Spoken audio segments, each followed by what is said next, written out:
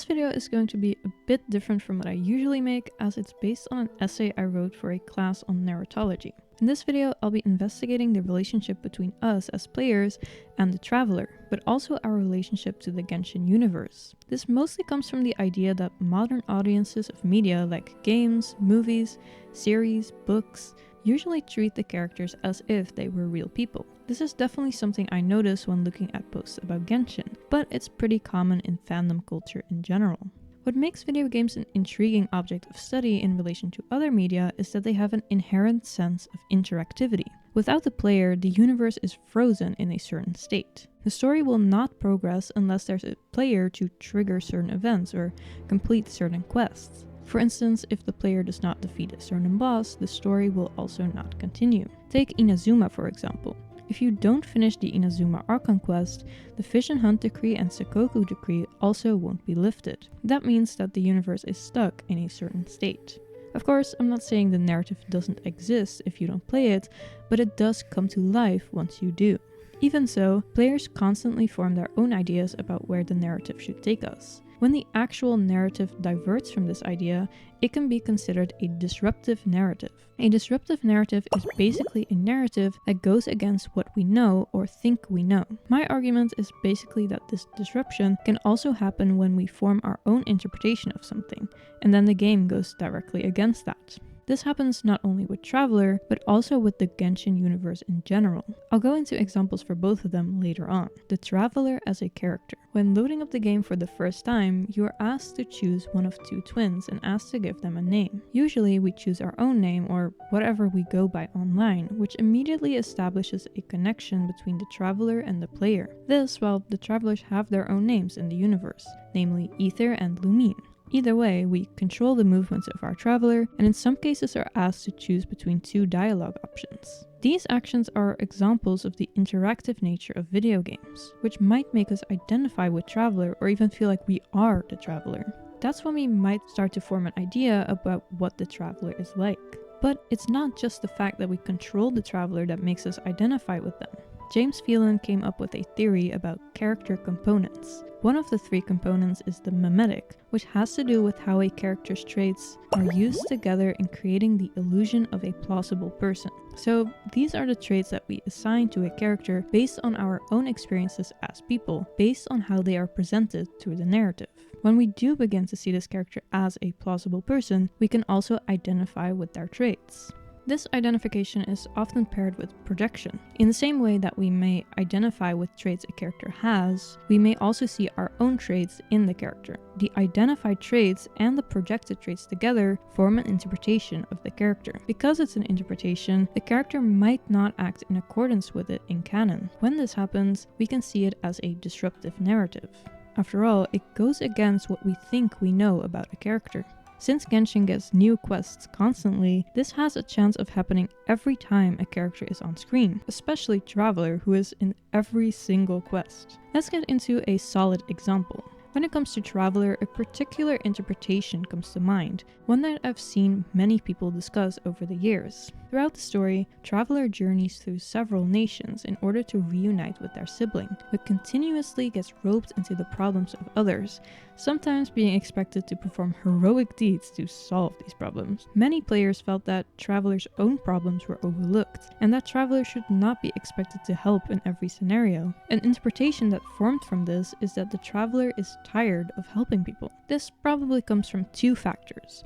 One is simply that we want to reach the goal of the narrative, which is a reunion between Traveler and the twin, and the second is an affective or emotional relationship between the player and the Traveler. This affective relationship basically means that players feel like Traveler would or should be tired of or upset about the situation they are in. Although there are a few lines where Traveler does express this sentiment, the fact remains that they are a helpful person who wants to do good, and they usually end up helping regardless. And they do put in the effort.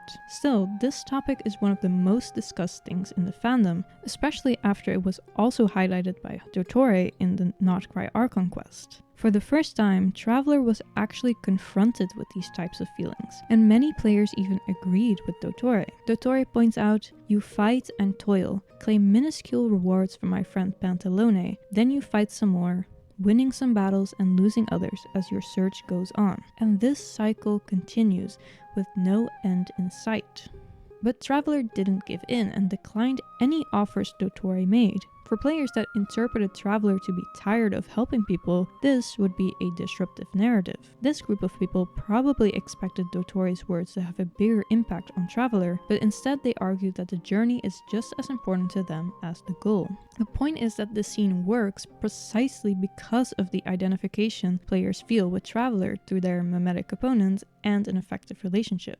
Dottore asks Traveler questions about the journey that affect the player just as much as they do the character. Questions like, "Aren't you tired of this?" or "Is this long journey really what you want?" are meant to make the player sympathize with Traveler and ponder these questions along with them, whether you agree with Dottore or not. The disruption in the narrative comes from the fact that these statements are felt strongly, and many players see appeal in what Dottore is offering. In other words, Traveler's choice separates the character from many players, even if identification was felt before. It leads to discussions about if Traveler should have accepted Dottore's offer. Some players say that if they were in Traveler's shoes, they would have accepted.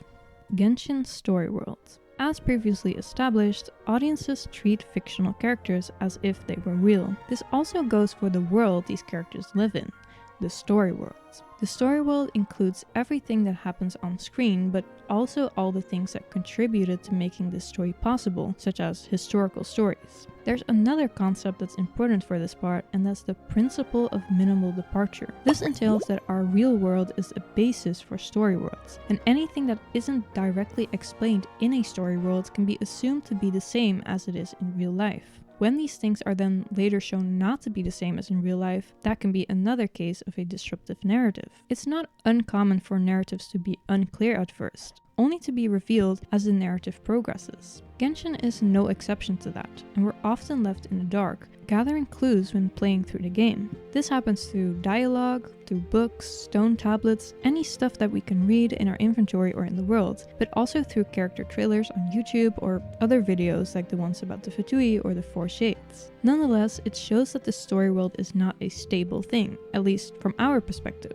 We can discover new information through playing, but it can also be added in later versions. If there are things in the story world that are unclear, we can theorize about them. Similar to interpretations of characters, an interpretation of the world can be formed in this way. But to make it more clear, let me give an example of the principle of minimal departure. We all know about the map that we can access in the game that shows us all the unlocked regions. Since maps are something that exists in our real world, we assume that it works the same way. When looking at a map, we are aware that it's a projection, and unless you are a flat earther, that the Earth is actually a globe. On a map, up is north, down is south, and so on. When looking at a map in a video game, then, we assume that these things still apply, as these are the conventions that are known to us. The thing is, until Not Cry, we had no way to confirm whether or not Tevat was a globe, or if it was a planet at all for that matter. Directions were also not often discussed, besides with in-game clues for certain puzzles. That is until recently, when characters refer to Not Cry as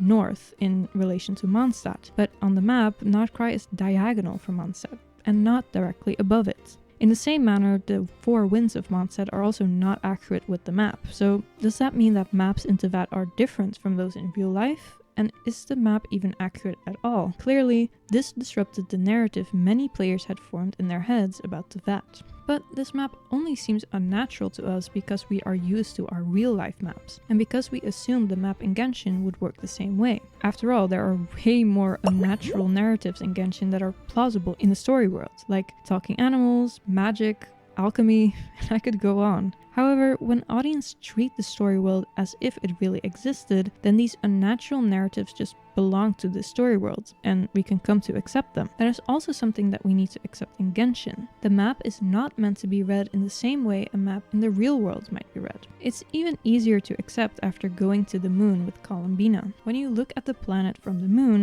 you can actually see certain regions on the map, albeit rotated. You can see Sumeru clearly along with Petrichor, Liyue Harbor, and Dragonspine. Other examples can be the fake sky, or a potential one is the demon names that Archons have. Many people assume that these demon names mean that the Archons are evil, but what if that's not the case? What if, into that, demons are not evil? That would definitely be a disruptive narrative.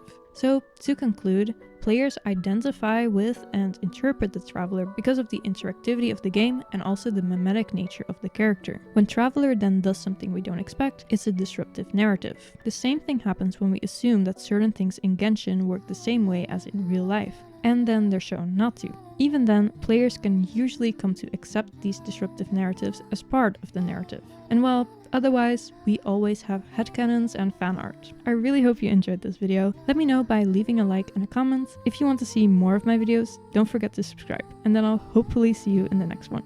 Bye bye!